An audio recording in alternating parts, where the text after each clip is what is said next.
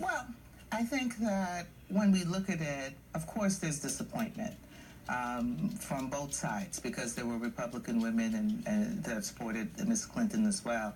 But I think that we need to be encouraged and we need to be engaged in the fact that despite the glass ceiling not being broken on election day, we had an American coup d'etat, so to speak, by that last election. So the key right now is for women to maintain their equity and to get ahead of the conversation in terms of maintaining what we have and building on that toward the future.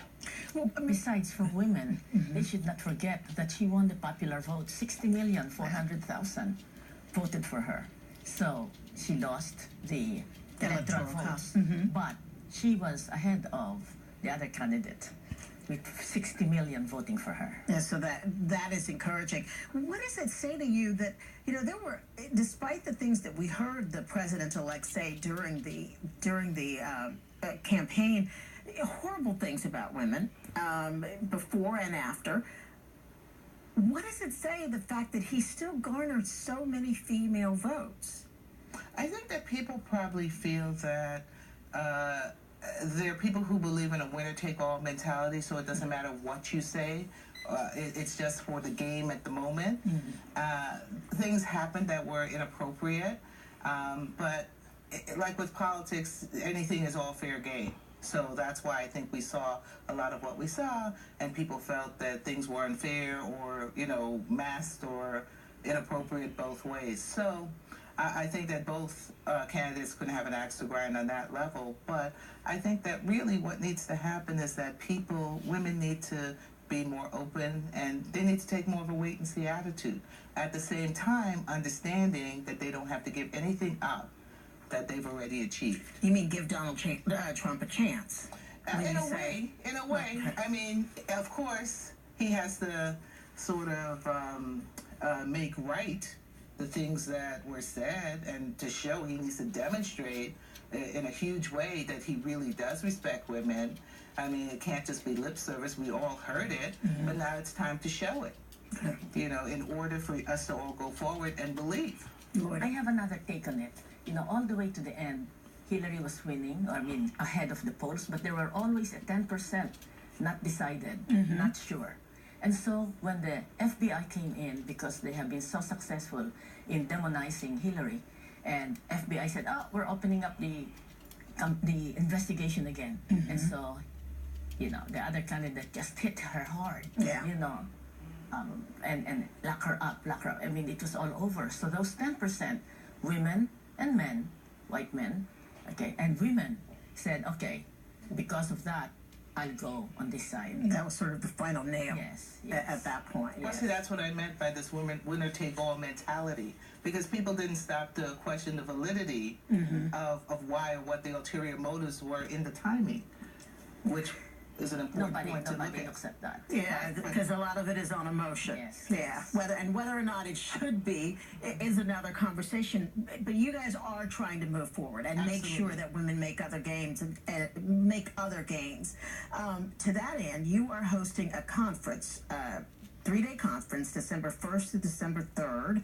That's the National Women's Political Caucus of New York City. And the focus of this conference is to get women more civically engaged? Yes.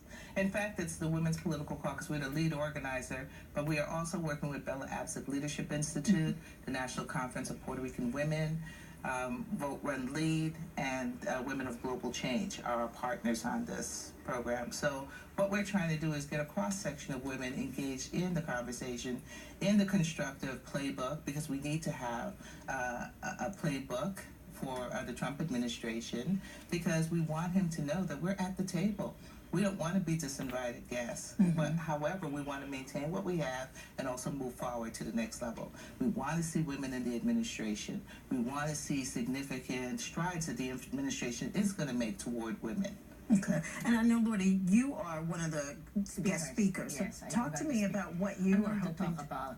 You can have it all, but not all at the same time. Because you can be mother, you can be wife, business leader, professional, and eventually grandmother.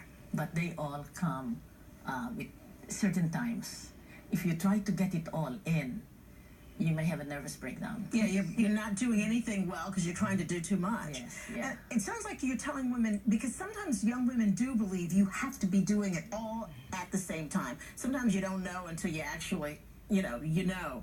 But do you think that's sometimes one of the things that hampers women as they, try to make gains, be it in politics, whether it's at work, that they're not really being strategic about how and when they're doing things? Yes, they have to think, long-term planning and then short-term.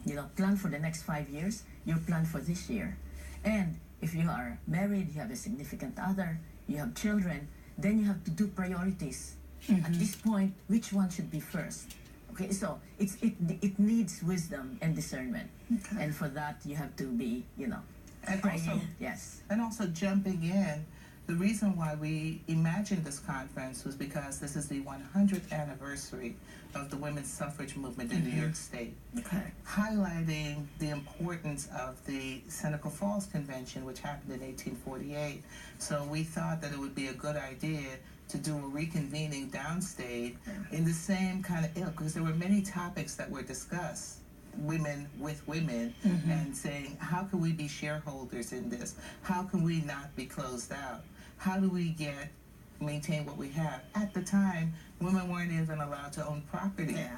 So we've come a long way, and we should be proud of that, but we have so much further to go. Right. And that conference, again, is December 1st through the 3rd. It's at the Riverside Church, right? Yes, correct. And I'm going to send folks to your website, nwpcny.org. Correct. Information about the conference, Yes. how to register, and also how to get involved with the National Women's Political Caucus and why it's still important. And we need women of all ages, all races. And I to also come. should add that these are women no matter what the political Absolutely. affiliation. We are a nonpartisan organization, and in fact, we have organizations like Higher Heights also involved with us, who specifically run women of color for races across the United States. They're in federal races, so we are really excited. We want to have a good discussion. We want to invite all the women at the table because it's our stakeholder, our issues that we have to maintain in our positions. Thank you. Besides, women hold half of the sky. So Well, let's get our actually, I place. think it's about three-quarter. Thank you both. Thank you. Thank you, Sandra. We appreciate it. When we come back, police and the community working together to reach out to young people affected by gang violence in Suffolk County. Stay with us.